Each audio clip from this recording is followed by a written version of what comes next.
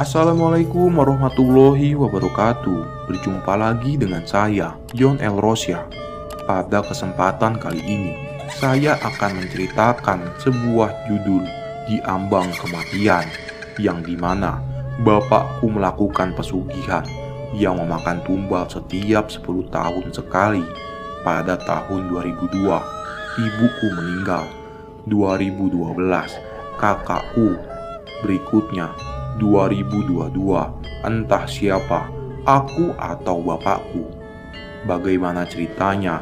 Langsung saja kita dengarkan. 분신사바, 분신사바, 보이때 구다사이. Halo, namaku Nadia, seorang anak bungsu dari 2 bersaudara. Aku memiliki kakak laki-laki yang jarak usianya lebih tua 4 tahun dariku. Meski kami sering bertengkar, tapi dulu kakak telah mengajarkan banyak hal padaku yang mana sampai sekarang telah menjelma menjadi suatu kebiasaan. Misalnya, tutup mata dan telinga ketika dia datang. Dia yang kumaksud ialah makhluk bengis yang selalu meneror kami sejak kecil. Tubuhnya manusia, namun kepalanya berwujud kambing dengan tanduk-tanduknya yang meruncing. Mata merah menyala dan telapak tangan besar lengkap dengan kuku-kuku hitam panjang yang mana nampak lebih tajam dari pisau. Makhluk itu yang telah merenggut keutuhan keluargaku dan dia selalu datang pada setiap malam Selasa dan beberapa malam-malam tertentu. Kalau kalian bertanya, apakah makhluk itu sampai sekarang masih suka datang? Iya, dia tak pernah absen menyiksaku dan bahkan ketika menulis ini, aku merasa seperti diawasi oleh banyak mata-mata tak terlihat dari berbagai arah. Sebenarnya aku bingung dari mana harus mulai cerita. Rasanya kayak udah terlalu banyak, menumpuk, ruwet, dan takut. Aku benar-benar merasa sendirian sekarang menghadapi situasi ini. Di saat bapak seolah juga pasrah menyerahkanku pada dia. Jadi maaf kalau ceritanya sedikit lompat. Kami tinggal di salah satu kota besar di Jawa Timur. Dulu keluargaku bisa dibilang keluarga yang bahagia. Semuanya nyaris terasa sempurna. Memiliki kedua orang tua yang lembut, mengayomi, tak pernah kasar, dan pejuang keluarga. Bapak dan ibu adalah pedagang di pasar. Dari toko kecil, kemudian merambat pesat sampai punya toko besar dan jadi distributor sembako ke warung-warung yang menyebar sampai ke kota seberang. Perkembangan usaha keluargaku amat pesat dalam waktu yang terbilang singkat. Wah, orang tuaku hebat. Setidaknya, dulu aku pernah berpikir seperti itu. Kami tinggal di salah satu kawasan perumahan, di antara rumah-rumah lain. Hanya rumah kamilah satu-satunya yang paling sibuk, karena tak pernah berhenti merenovasi. Kayak ada aja yang dibenerin atau diganti, sampai-sampai bentuknya terus berubah-ubah dan jadi tidak karuan. Aku lupa tahun berapa persisnya rumah kami mulai melakukan renovasi secara terus-menerus. Namun seingatku, itu terjadi mulai awal tahun 2000-an. Waktu itu aku masih kecil. Aku kelahiran tahun 97. Di saat ekonomi meroket, namun justru hubungan keluarga kami menjadi terasa tidak seerat dulu sewaktu masih menjalani hidup sederhana. Bapak dan ibu juga jadi sering bertengkar, kayak nggak ada lagi tuh quality time nonton TV bareng sebelum tidur. Bapak juga temperamen, kami satu keluarga dilarang bersih-bersih rumah. Kalau aja ada salah satu dari kami yang ketahuan mengepel lantai, bapak pasti langsung marah dan mengucap, "Kamu mau mati?" Itulah yang membuat rumah kami nampak besar, namun kotor. Lebih cocok disebut kandang dibanding rumah. Kadang, aku pun malu kalau setiap ada teman yang main ke rumah. Jadi serba salah. Awalnya, semua baik-baik saja, sampai suatu ketika, ibu menjadi aneh. Ibu jadi sering melamun, pandangannya sering kosong. dan ibu mulai sakit-sakitan. Setiap malam di atas jam 12, ibu selalu melindur tidur sambil berjalan ke arah halaman belakang. Cuma diam aja lihat natap ke arah pohon jambu yang ada di belakang rumah. Kadang juga melindur jalan keluar rumah, tapi cuma jongkok di teras melamun dengan tatapan kosong. Ibu sering berteriak histeris ketakutan, seperti disergap hantu yang mana hanya dia sendiri yang bisa melihatnya. Waktu itu, kami pikir mungkin itu dampak dari demam. Sampai tak lama berselang, aku melihat bapak bawa 2 kepala kambing hitam. Tapi, ketika ditanya sama kakak, bapak malah balik marah dan nyuruh kami semua masuk kamar. Sejak saat itu, aku masih ingat kata-kata terakhir yang sering diucapkan sama ibu ke aku dan kakak. "Maafin ibu ya, kalian harus nurut sama bapak, biar kalian hidup selamat." Seringkali ibu nangis tiap ngucapin itu, yang bikin aku dan kakak juga ikutan nangis. Setelah itu, sakit ibu semakin parah. Demamnya sering buat dia sampai kejang-kejang. Sampai hari mengerikan itu terjadi. Kami sedang makan di ruang tengah yang tak memiliki sekat dengan dapur. Waktu itu, ibu tiba-tiba bilang haus, terus mau ngambil minum ke belakang. Tapi ibu malah masak air di panci besar. Aku mengira mungkin ibu mau mandi air hangat. Namun, yang dilakukan ibu justru membuat aku menjerit histeris. Aku melihat dengan mata kepalaku sendiri. Ibu berdiri di depan kompor. Dia membuka tutup panci yang airnya sudah menggolak mendidih. Setelah itu, secara mengejutkan, ibu mencelupkan kepalanya sendiri ke dalam air mendidih yang masih berada di atas kompor yang menyala. Kami berteriak. Bapak sigap berlari menghampiri ibu. Namun, ketika kepala itu ditarik paksa dari dalam panci sampai tubuhnya terjatuh ke lantai, ibu nampak kejang-kejang tanpa bola mata. Mata ibu semuanya warna putih. Di situ, ibu meninggal dengan cara mengenaskan di depan anak-anaknya. Tahun 2002 ibu meninggal. Setelah kepergian ibu, rumah kami mulai semakin banyak teror yang menjadi-jadi. Kami mulai dihantui oleh makhluk kepala kambing yang mana kehadirannya telah diundang. Kematian ibu dan bagaimana cara dia meninggal masih terus terngiang di kepalaku. Itu merupakan duka pertama sekaligus menjadi awal mula dari petaka yang menimpa kami. Sampai sekarang tak diketahui apa alasan dibalik meninggalnya ibu. Namun, orang-orang mengatakan bahwa ibu mengalami depresi tingkat akut dan gangguan kecemasan. Entah dari mana informasi tersebut. Semua opini tentang ibu berkembang liar begitu saja, yang kadang membuat aku dan kakak ikut merasa tersinggung. Kok bisa ya mereka menilai begitu tentang ibu?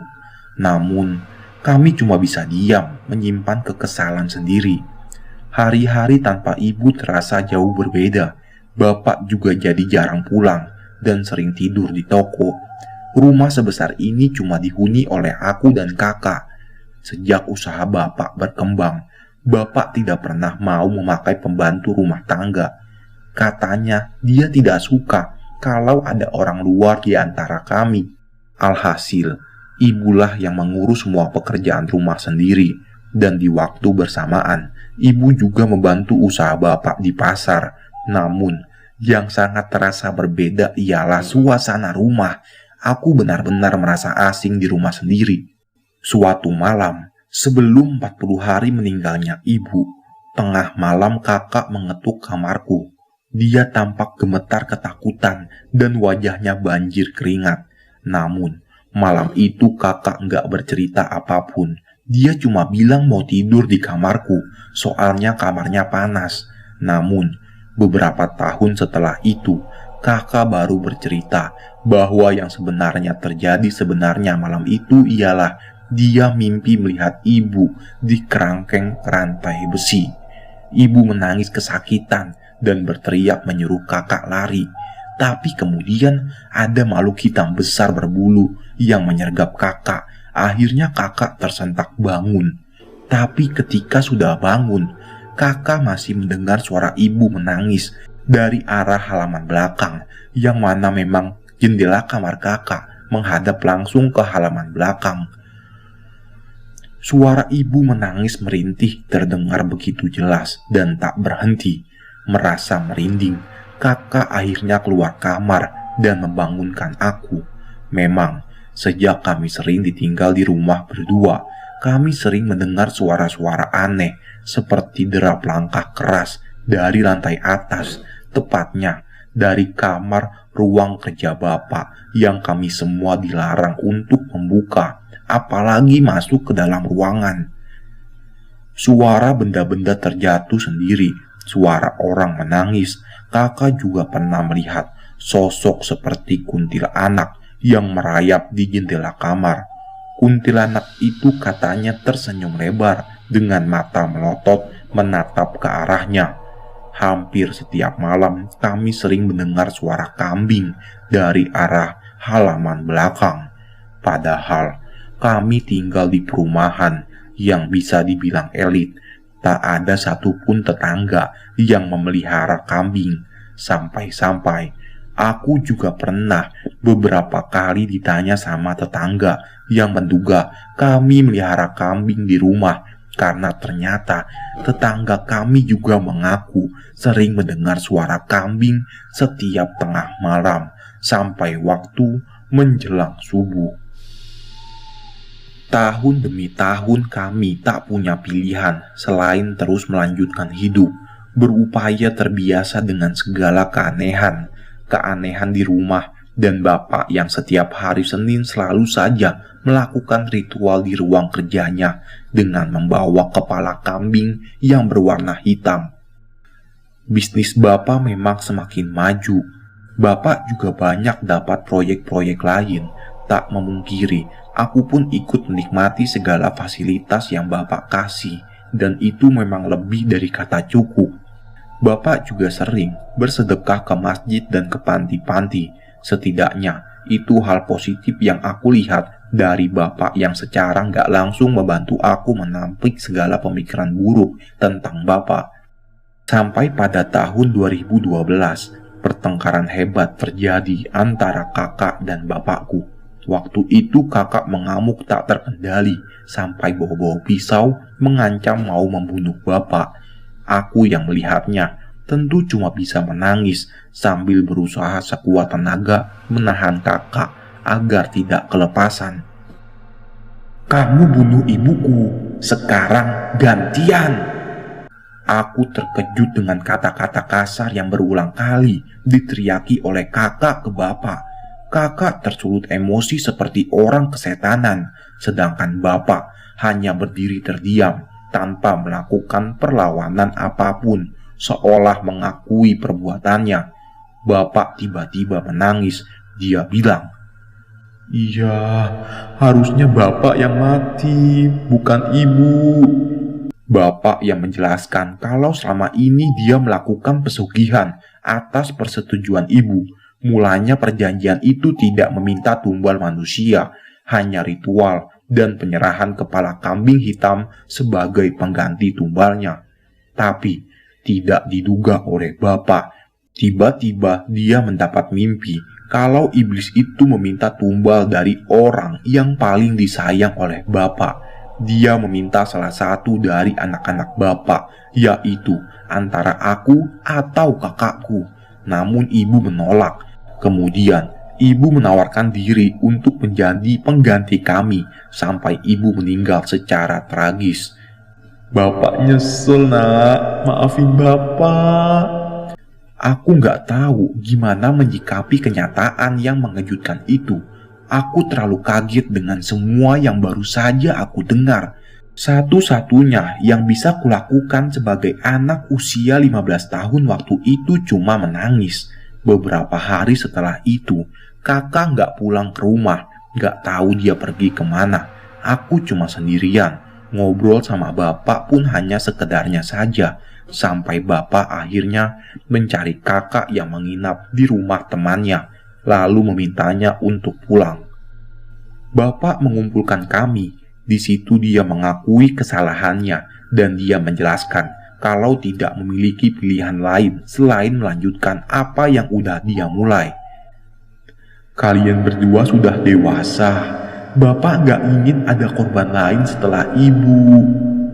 Pada inti dari pembicaraan itu, Bapak secara tidak langsung meminta kami untuk menerima kenyataan menyedihkan sekaligus mengerikan itu. Bapak minta kita untuk membantu Bapak melanjutkan ritual dan menjaga rahasia keluarga ini agar kami semua selamat dan tidak ada tumbal lagi. Kami pun terpaksa melanjutkan hidup sesuai dengan apa yang diminta Bapak. Dimanapun aku, kenyataan yang harus kami hadapi ialah ini semua telah terjadi dan tidak bisa diubah. Aku dan kakak juga gak mau ada korban tumbal lagi yang menyusul seperti ibu. Jadi, mulai hari itu kami bukan hanya sekedar tahu, melainkan juga ikut membantu Bapak setiap kali Bapak melakukan ritual renovasi rumah, termasuk menjaga rumah tetap kotor. Di situ kami tahu kalau Bapak selalu mengubur kepala kambing bekas penumbalannya di halaman belakang rumah. Ingatanku langsung tertuju pada suara kambing yang kami dan para tetangga dengar setiap malam sampai menjelang subuh. Semakin hari semakin banyak serangga, bahkan kalajengking yang tidak tahu dari mana sumbernya, tapi seperti keluar dari sela-sela lantai. Habis itu, Bapak langsung mengganti semua keramik dalam rumah. Rumah yang seharusnya jadi tempat tenang, malah setiap harinya selalu was-was sama hal buruk. Dan benar saja, meski kami telah berusaha untuk memenuhi kemauan Bapak dalam membantu setiap ritual, tapi yang dikhawatirkan tetap saja terjadi. Beberapa bulan setelah itu, masih di tahun yang sama 2012, kakak meninggal secara mendadak dengan sekujur tubuh membiru dan mata mendelik ke atas seperti orang tercekik. Sempat dibawa ke dokter ketika kakak masih kejang, namun ternyata kakak sudah meninggal sejak di perjalanan ke rumah sakit. Dokter bilang penyebab kakak meninggal ialah karena penyumbatan pembuluh darah yang kemudian berdampak ke paru-paru dan jantung. Sepengetahuanku, kakak adalah orang paling jarang sakit di antara kami, jadi itu semua tentu tidak masuk akal. Dan lagi-lagi, aku cuma bisa nangis. Hari itu, aku benar-benar membenci Bapak sendiri. Tapi sehabis itu, aku justru mengalami banyak kejadian-kejadian aneh dan teror yang bikin aku sulit tidur, seolah aku jadi bisa melihat mereka yang tak kasat mata. Nggak lama setelah kematian kakak, untuk pertama kalinya, aku bertemu dengan makhluk kepala kambing itu. Satu hal yang tidak pernah aku bayangkan semasa hidup ialah ketika hidupku seperti sudah tak memiliki batas dengan mereka yang tak kasat mata. Aku jadi bisa mendengar suara-suara aneh, tapi gak ada wujudnya. Tapi kadang aku bisa melihat sosoknya, tapi ketika makhluk itu seperti berbicara kepadaku, namun aku tidak bisa mendengar suaranya. Aku gak tahu kenapa, semua itu bisa begitu, tapi yang pasti, hidup tanpa batas dengan mereka benar-benar membuat aku seperti orang gila yang gak bisa membedakan mana halusinasi dan mana realita. Aku sempat berpikir, kejiwaanku terganggu. Aku minta sama Bapak untuk ke psikolog, namun sama sekali tidak ada perubahan. Yang ada malah kian hari, mereka terus mengganggu sampai aku sakit. Demam tinggi dan hampir 1 bulan tidak mau ke sekolah. Aku merasa menjadi manusia paling aneh ketika melihat mereka yang orang lain gak lihat. Dan itu benar-benar susah buat bisa berpura-pura jadi orang normal seperti dulu. Kalau aku ceritain satu persatu gangguan yang aku alami, nanti tulisan ini jadi kepanjangan. Jadi, aku ceritain mereka makhluk bengis yang berkaitan dengan pesugihan yang Bapak lakukan, yaitu makhluk si kepala kambing. Aku lupa kapan tepatnya, Kira-kira ini terjadi sekitar beberapa minggu setelah kematian kakak. Waktu itu, aku ingat tengah malam, sekitar jam 1, aku mendengar suara bapak ketawa keras dari ruang kerjanya di lantai atas rumah. Saking kerasnya, sampai buat aku kebangun dari tidur. Aku coba bodo amat, terus lanjut tidur. Tapi, aku mendengar suara langkah orang lari-lari dan terdengar ramai serentak. Aku penasaran karena itu ngeganggu tidur. Jadi, aku keluar buat meriksa apa yang lagi bapak lakuin. Pas aku keluar kamar, langsung kecium bau dupa dan kemenyan yang menyengat hidung. Ini ritual apa ya? Kok ramai banget? Pikirku. Aku beraniin diri naik lantai atas. Pas sampai depan ruang kerja bapak, aku mendengar suara napas berdengus kasar dan temponya cepat. Awalnya, aku ragu buat buka ruangan itu karena teringat pesan bapak untuk jangan coba-coba masuk ke ruang kamar. Tapi suara aku dengar itu semakin keras. Aku juga takut terjadi apa-apa sama bapak. Rasa penasaranku mengalahkan ketakutan dan keraguan. Pelan-pelan, aku buka pintu kamar itu, sekedar agar bisa mengintip. Namun, betapa terkejutnya aku ketika yang aku lihat ternyata bukan bapak, melainkan makhluk setengah manusia dengan kepala kambing dan tanduk meruncing itu terlihat sedang makan dengan lahap seperti binatang buas kelaparan. Dia duduk membelakangiku. Aku coba melihat apa yang dia makan. Kalian tahu apa yang dia makan?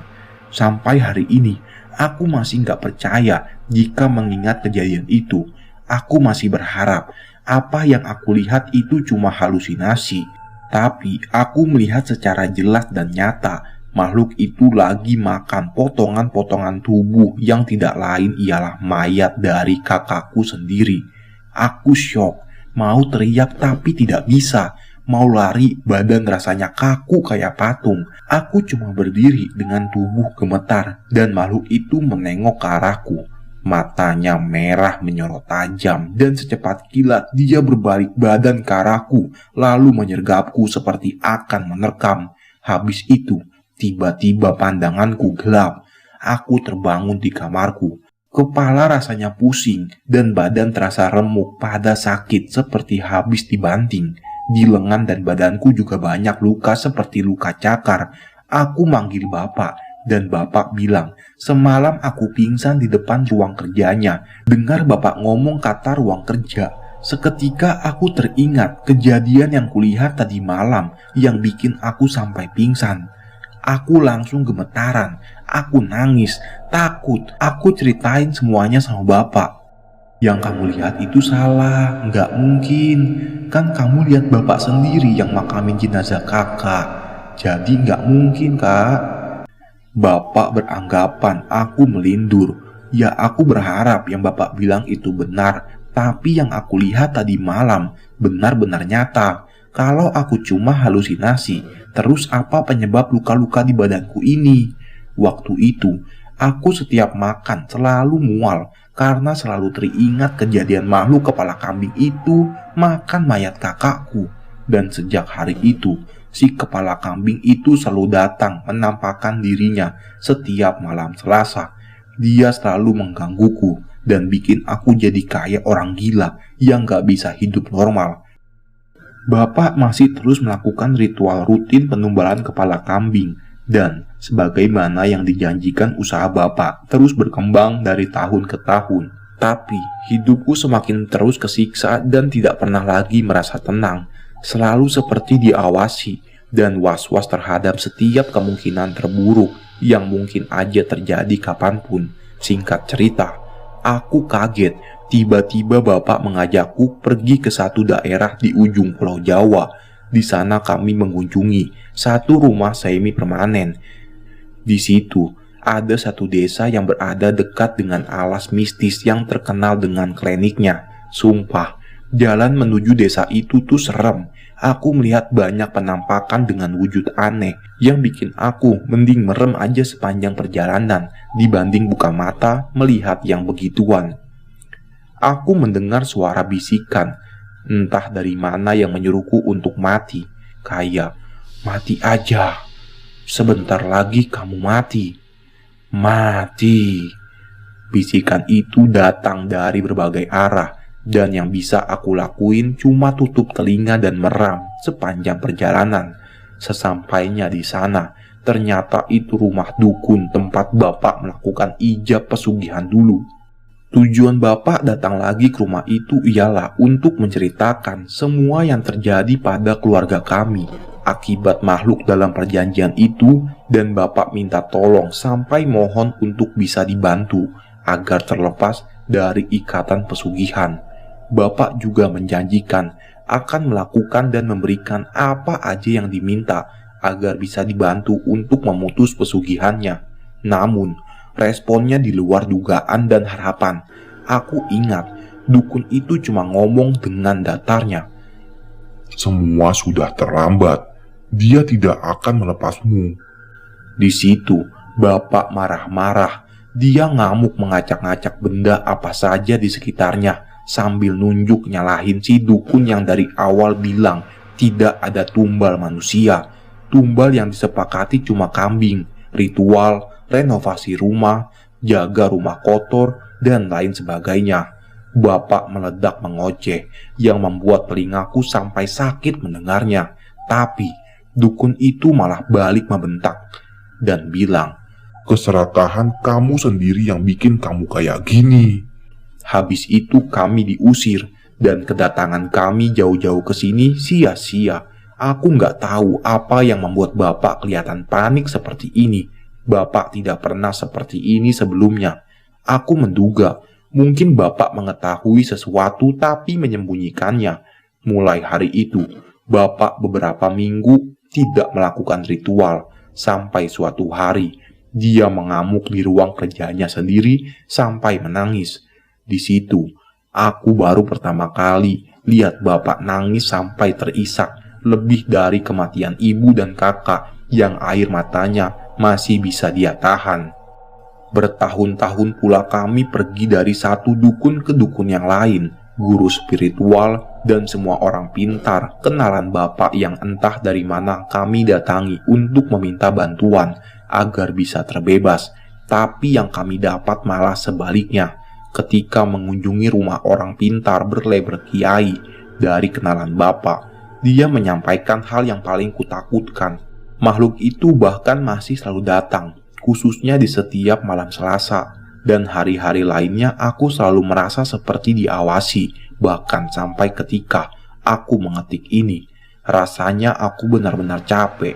Aku cuma bisa berdoa, semoga Tuhan memberikan jalan terbaik, dan kalaupun harus mati, mungkin itu yang terbaik. Selesai. Akhir kata sebagai kalimat penutup dari saya. Tidak ada pesugihan yang menjanjikan kebahagiaan, tapi yang pasti, pesugihan menjaminkan kehancuran.